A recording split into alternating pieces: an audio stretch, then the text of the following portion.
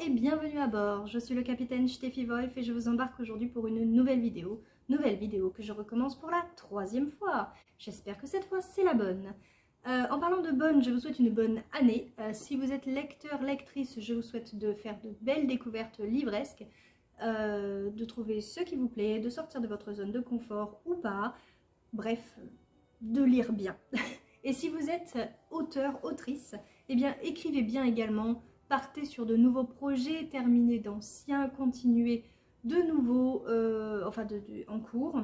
Et voilà, et qui que vous soyez, si vous passez par là, eh bien je vous souhaite également une excellente année, pleine de joie, de bonheur, de famille, d'amour, d'argent, pourquoi pas, mais surtout bien sûr la santé. Alors on va vous le dire tout le temps, surtout la santé, oui mais en fait de tout temps, ça a toujours été surtout la santé, puisqu'il n'y a réellement que ça qui compte, ça, l'amour, la joie, le bonheur, la lecture. On est d'ailleurs là pour la lecture. Donc, comme vous l'avez vu dans le titre de cette vidéo, il s'agit du bilan de mes lectures du mois de décembre 2021. Un mois de décembre lors duquel j'ai lu 3 livres. Alors je dis pas 3 romans puisqu'il y a un recueil de nouvelles. 3 livres donc. Ça peut sembler peu, mais comparé au mois de novembre où je n'ai lu qu'un seul livre, je trouve que 3 c'est pas mal. Alors on attaque tout de suite avec le premier livre que j'ai lu, c'était un roman, le premier tome de L'Éveil de Colline Dumas aux éditions Alter Réal, Frères solitaires. Alors avec ce roman, j'ai découvert à la fois Colline Dumas, l'autrice, que j'ai pu rencontrer lors d'une séance de dédicace et qui est super sympa. J'ai pu découvrir la maison d'édition, avec laquelle j'avais discuté déjà lors d'un salon online, mais j'avais encore jamais eu l'occasion ou pris le temps de lire un de leurs livres. J'en ai un sur ma Kindle, mais il n'est toujours pas lu. Sorry. C'est la loi des pales, j'ai envie de dire. Et puis j'ai lu de la dystopie. Si vous me suivez ici ou ailleurs, vous savez que j'ai une grande envie de dystopie. Et là, quelle est cette dystopie? Eh bien, on est dans une terre qui a été ravagée. C'est une dystopie, quoi. Et les quelques humains qui se retrouvent sur Terre sont gouvernés par un ordre qui est l'ordre de l'éveil. Cet ordre de l'éveil, ce sont des personnes qui possèdent un don donné par la Terre qui s'est plus ou moins éveillé. Et donc voilà, tout semble marcher dans le meilleur des mondes, hein, comme dans toute dystopie, sauf que bien sûr il y a une faille, et cette faille, Cal, l'héroïne, capitaine d'un navire, la craint. Depuis toujours, son père lui a inculqué cette crainte de l'ordre de l'éveil, et elle les craint, elle en a peur sans savoir réellement pourquoi en fin de compte.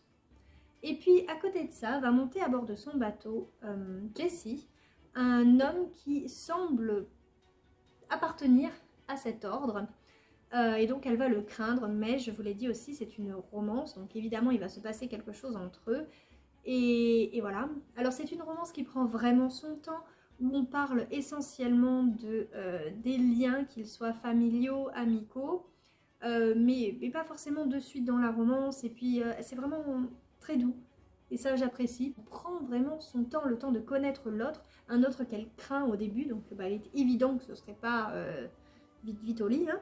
Ce roman m'a permis de sortir d'une panne de lecture, donc j'ai vraiment bien apprécié, moi qui suis pas une énorme amatrice de romance, c'est que c'était pas le principal objet de ce roman. Pour moi, le principal objet, la principale portée de ce roman, c'est de vous faire réfléchir un peu sur, de nous faire réfléchir sur ce qu'on fait de notre terre, parce que clairement, si ça continue comme ça, bah, on va finir là-dedans, dans une espèce de dystopie, hein, à force d'épuiser les ressources, etc., etc. Donc voilà, ça m'a fait sortir d'une panne de lecture. La plume est fluide, on a vraiment envie de continuer, etc. Mais pour autant, il y a vraiment du fond, ça fait réfléchir sur l'écologie, et puis un petit peu de romance. Bon, même si je ne suis pas amatrice, ça fait quand même jamais de mal, hein. Donc voilà, une bonne lecture à laquelle j'ai mis la note de 16/20 sur le blog. Comme d'habitude, vous avez les liens vers mes chroniques écrites, donc en barre d'informations. Le deuxième livre que j'ai lu, c'était donc pas un roman, c'était un recueil de nouvelles, Coup de vent en mer, que vous pouvez trouver chez Marathon Édition, et qui a été co-dirigé par la blogueuse littéraire Imaginancre, derrière laquelle se cache un prénom, Marine, et une fille super sympa. Voilà pourquoi j'ai eu envie de lire ce recueil. Et j'ai pas été déçue du tout parce que autant dans le livre précédent, la petite touche qui m'avait manqué, c'était la mer agitée, autant là on a que ça. Coup de vent en mer en même temps. Donc là-dedans, vous avez 15 nouvelles qui vont parler d'un coup de vent en mer, d'une tempête, de quelque chose comme ça. Et toutes ces nouvelles sont vraiment différentes les unes des autres. Bien sûr, vous en avez qui sont juste sympas, d'autres qui sont un peu moyennes, et puis d'autres qui sont vraiment très très très bien. Et bref, il y en a pour tous les goûts. Il y en a pour tous les goûts aussi parce qu'il y en a dans différents univers. Vous avez du fantastique, de la SF, de l'onirique, de la bitlite même. Vous avez vraiment de tout. Et c'est très très très appréciable. Voilà. Et puis comme ce sont des petites nouvelles, y a une certaine dynamique aussi hein, dans la lecture. Et ça j'aime beaucoup. J'aime beaucoup, alors j'ai deux nouvelles qui m'ont particulièrement plu. La première, c'est une histoire où on mélange vampire et lutin. J'ai trouvé l'idée, mais juste excellente. Et la deuxième, c'est parce qu'il y avait des Atlantes. Or moi, les Atlantes me tiennent à cœur depuis déjà que j'ai lu Bernard Werber, Troisième Humanité, La Voix de la Terre et les micro-humains. Et depuis aussi que j'ai décidé que l'Atlantide serait la légende que je revisiterai à travers les prochaines aventures d'Annabelle, l'héroïne de mon roman Le Trésor du Peuple des Brumes. Voilà. Donc, Coup de vent en mer, je ne peux quand même que vous le recommander, quelles que soient vos envies livresques. Vraiment, allez y faire un tour. Et en plus, les droits d'auteur sont reversés à la SNSM, Société Nationale de Sauvetage en Mer. Donc je trouve que c'est un très beau geste également de la part de Marathon Édition.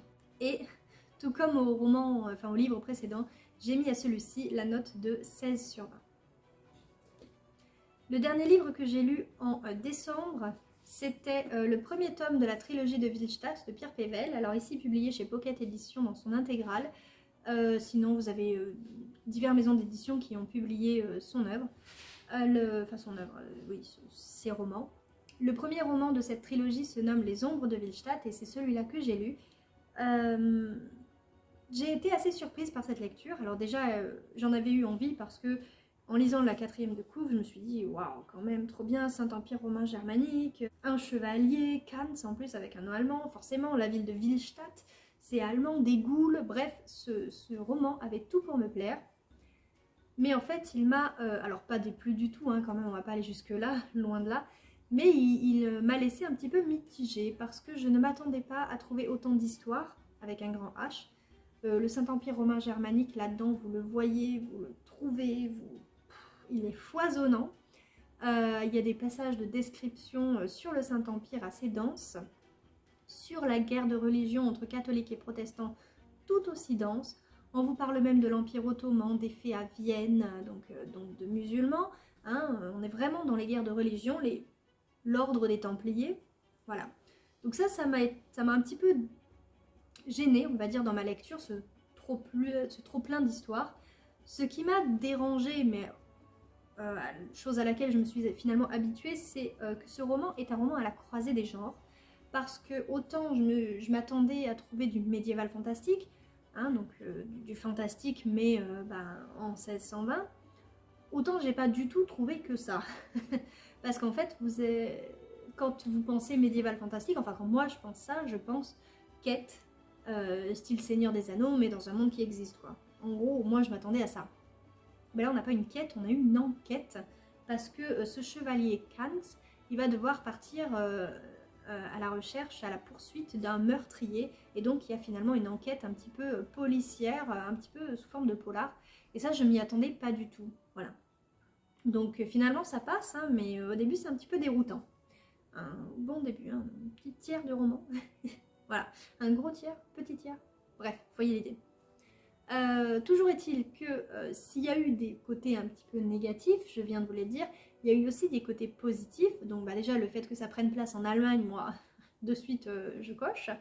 Et le fait aussi que ce chevalier Kans, il est loin d'être un héros habituel, au sens où c'est pas le beau jeune homme, hein, il n'est pas ni beau ni jeune. Enfin pour beau on sait pas, mais en tout cas ce qui est sûr c'est qu'il n'est pas jeune.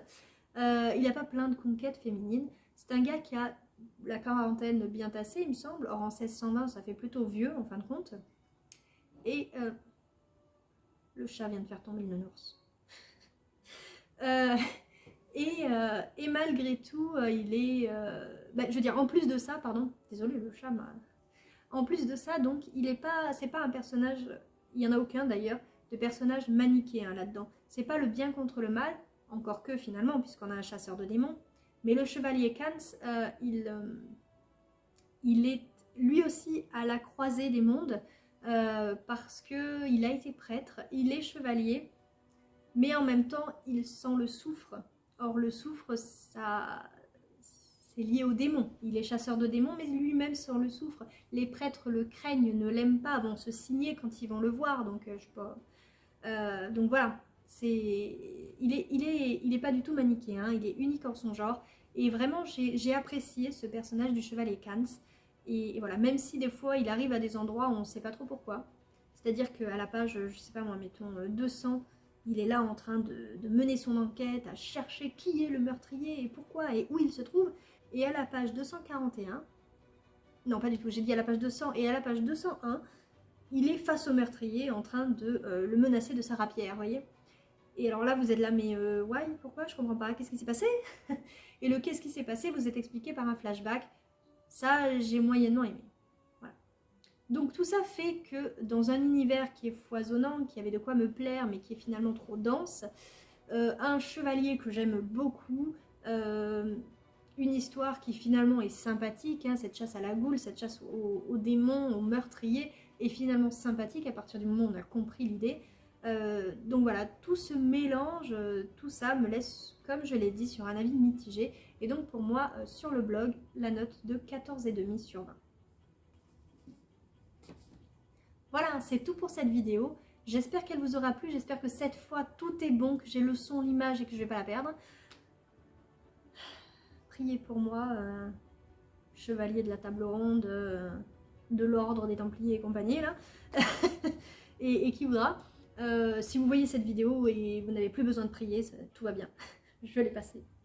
Et si d'ailleurs vous voyez cette vidéo et que cette vidéo vous a plu, n'hésitez pas à lui mettre un petit pouce en l'air.